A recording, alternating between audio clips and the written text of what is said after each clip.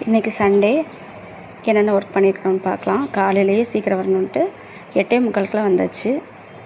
வந்து எல்லாத்தையும் க்ளீன் பண்ணிவிட்டு எழுத வேண்டியதெல்லாம் எழுதிட்டு இன்றைக்கி நாளைக்கு, ஏன்னா இங்கே திங்கக்கிழமை சந்தை இல்லை, நிறைய லேடிஸ் தூரமாக இருந்து வர்றவங்க சந்தைக்கு வரும்போது கொடுத்துட்டு போவாங்க. இன்னொரு நாள் அடுத்த வர சந்தைக்கு வரும்போது வாங்கிட்டு போவாங்க. அதனால் சந்தைக்கு வாங்கிட்டு போகிறேன், திங்கக்கிழமை வாங்கிக்கிறேன்ட்டு நிறைய பேர் சொல்லியிருக்காங்க. தேவையானது எல்லாமே எடுத்து வச்சாச்சு. இப்போ ஞாயிற்றுக்கிழமை இன்றைக்கி கொடுக்க வேண்டியது மட்டும் 3 ட்ரெஸ்ஸு. இது நெட் கிளாத் வச்சு ரெடிமேட் டிசைன் வச்சு ஒரு சட்டை மாதிரி தைக்கிறது.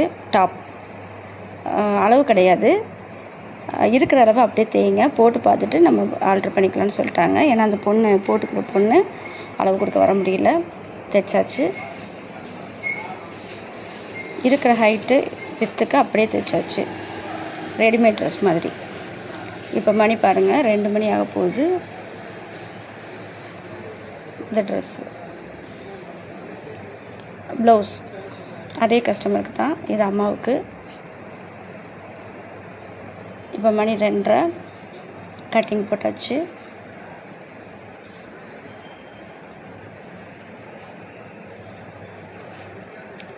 இப்போ மணி 4 மணி ஆகுது, தச்சு முடிச்சாச்சு. அடுத்து கட்டிங் போட்டுடலாம். இது க்ளோஸ் நெக் வச்சு தைக்க சொல்லியிருந்தாங்க, அது கட்டிங் போட்டு முடிச்சாச்சு. மணி 5:30, இப்போ 7:30 மணிக்கு இதை முடிச்சாச்சு.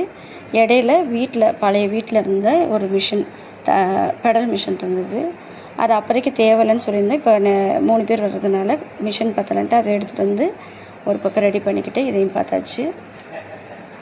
இப்போ மணி 8:45,